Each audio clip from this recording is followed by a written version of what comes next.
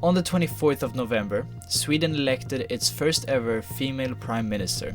This was met with a standing ovation from a majority of the parliament, most notably the Green Party, who was at the time part of the coalition government with her. The woman who took the position is called Magdalena Andersson, and she has been working as the finance minister for Sweden for several years now. But when Stefan Löfven, former leader of the Social Democrats and Prime Minister of 7 years, announced his resignation from the Social Democrats on the 4th of November, she was seen as the primary candidate for the newly opened position of Prime Minister.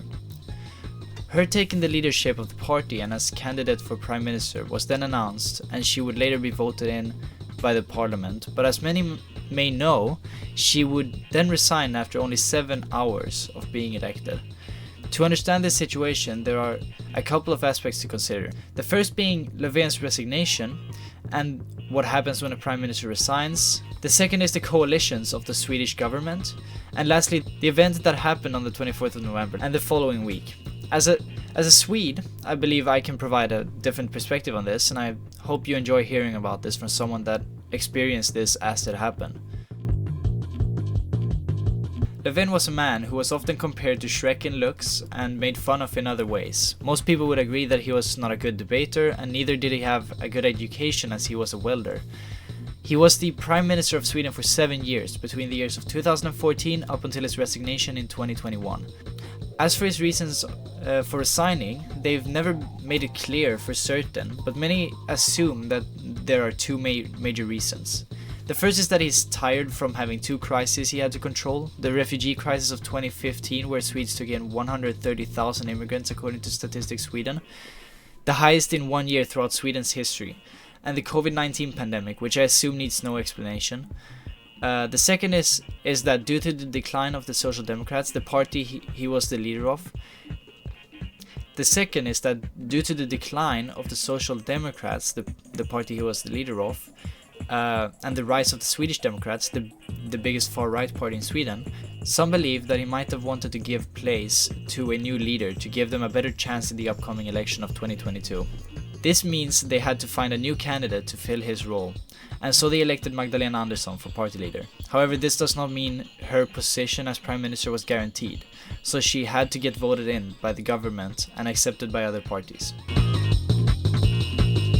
The Swedish political system is a representative democracy with a proportional government, meaning that you get a number of seats proportional to your percentage of votes in the election if you have over 4% of the votes. Between the last election and the upcoming one, there have been changes to the coalitions. There are two blocks, the red and the blue, or as they are more commonly known, the red-green bloc and the alliance. Although this usually refers to the blocks prior to the 2018 election. Most importantly to know is that the blue or right bloc has recently taken in the Swedish Democrats, who had been alienated from cooperation from all parties up until now. Another party that is important is the Green Party, who really dislike the right, and especially the Swedish Democrats. This will be important as it very much plays into why Andersson would go on to resign. On the 24th of November, Magdalena Andersson was elected as the first female Prime Minister of Sweden. This was met with mostly positivity from what I gathered. The Green Party, the Center Party, and the Social Democrats then created a government together.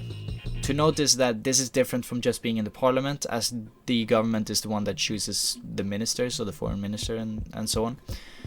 What then happened is that they needed to vote on a budget. The leftist budget was put forth by the red-green bloc, but it was rejected.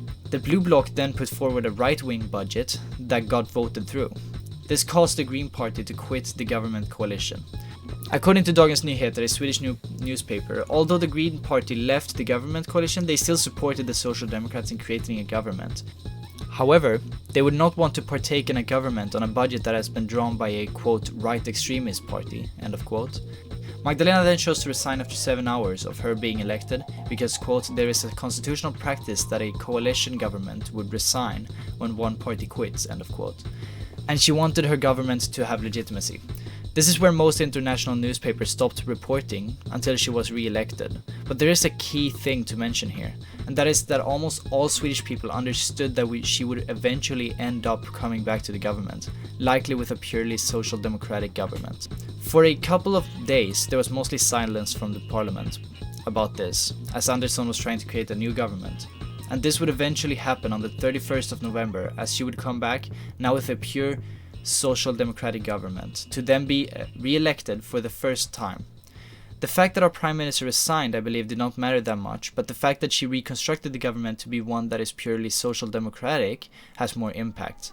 This means there is a pure left-wing one-party government that has to rule under what the Green Party called the right extremist budget, which we will surely see the impact of during the next year's election of 2022.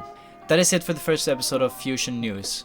I hope that I helped shed light on what happened here during the last couple of months in politics, and if you liked it, there are a couple of buttons below I welcome you to press, as this is a brand new channel. If you want reporting on other interesting news within politics or any other topic I feel is relevant and fun, I recommend you to subscribe.